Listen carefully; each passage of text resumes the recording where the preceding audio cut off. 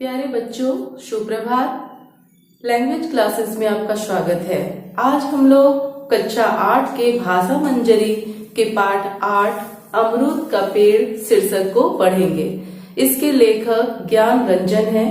उन्होंने इस पेड़ के विषय में अपने लगाव और उससे जुड़े अंधविश्वास के विषय में इस पाठ में उल्लेख किया है।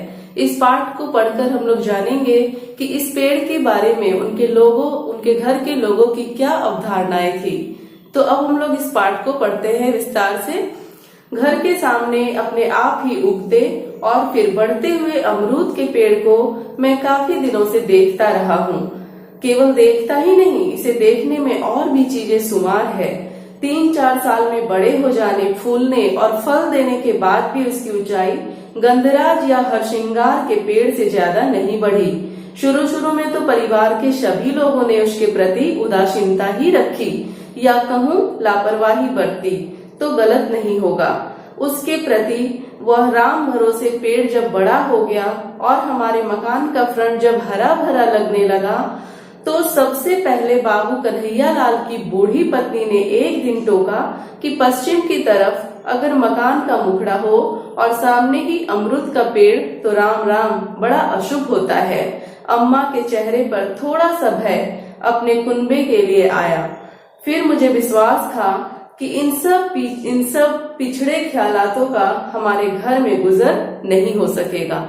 तो लेखक ये कहते हैं कि उनके घर के अहाते में एक पेड़ लगा हुआ है अमरूद का, और उस पेड़ की ऊंचाई बहुत अधिक नहीं है, लेकिन फिर भी वो पेड़ ठीक ठाक ऊंचा है और उनके घर के और भी हरसिंगार या गंधराज के पेड़ से वो छोटा ही है।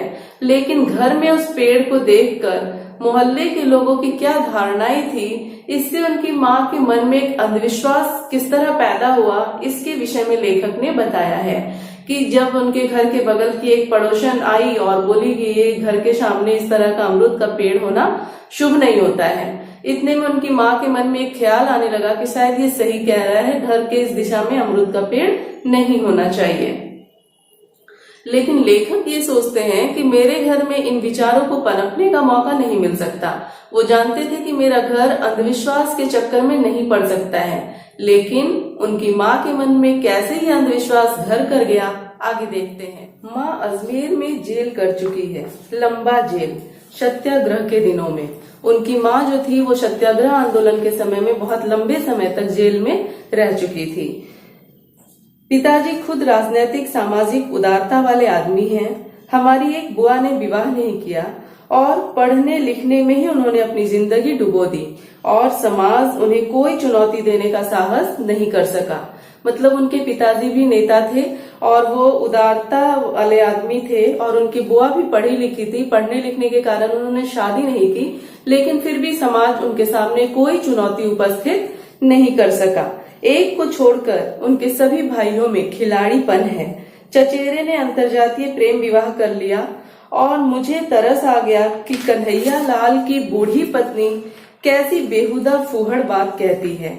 खैर, यह तो ऊपरी बात हुई, लेकिन मैं अक्सर पाता कि अंदरूनी तौर पर भी हम सभी लोगों में कहीं पिछड़ेपन की भर्त्सना का भाव अकुरा रहा है।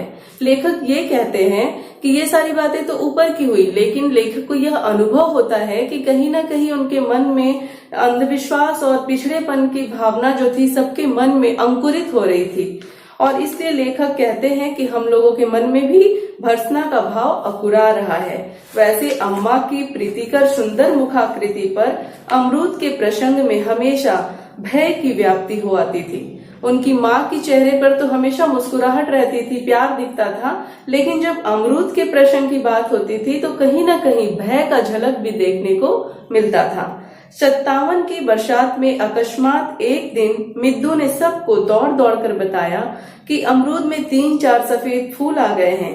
मिद्दू की उम्र बढ़ रही थी, उसकी आकृति पर वय का ओप चढ़ रहा था। अमरूद बढ़ने में कहीं ना कहीं उसे विकास की संतुष्टि की अनुभव हुई होगी।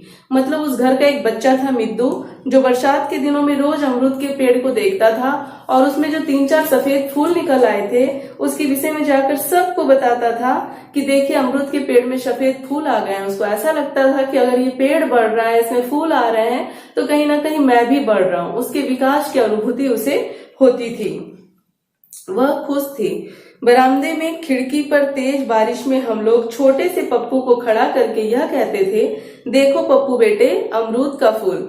मतलब छोटे बच्चों को भी हम लोग उस पेड़ को दिखाकर उससे संबंधित बातें कहा करते थे। अमरूद का फूल। मैं सोचता कि कहीं पानी के झोंकों में नरम फूल टूट न जाए। बहुतेरे फूल टूटे भी, लेकिन उनके जगह नए फूल आते गए और फिर जल्दी से बीत जाने वाले सुखद दिनों में छोटे छोटे अमरूदों में बदल गए।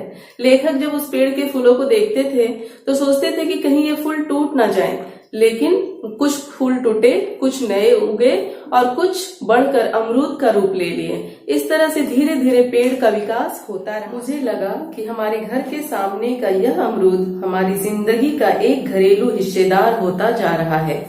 घोष बाबू के माली ने माँ को बताया कि पहली फसल के फल तोड़कर फेंक देने से दूसरी बारी में फल खूब और अच्छे आते हैं।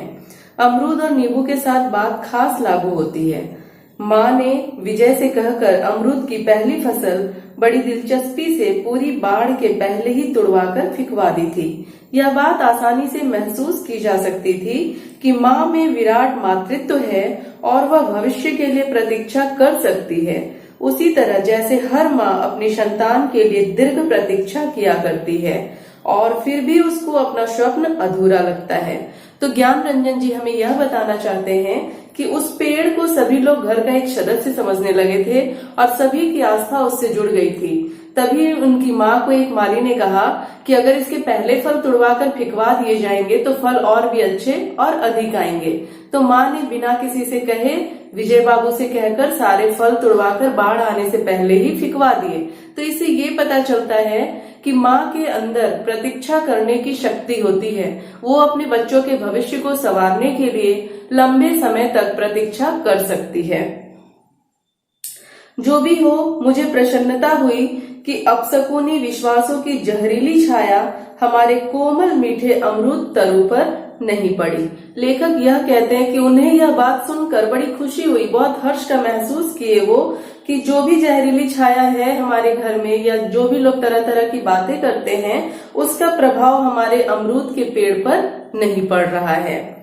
तोते का पिंजरा सुबह दरवाजा खुलने के साथ ही अमरूद की एक छोटी सी टहनी पर टांगा जाने लगा था।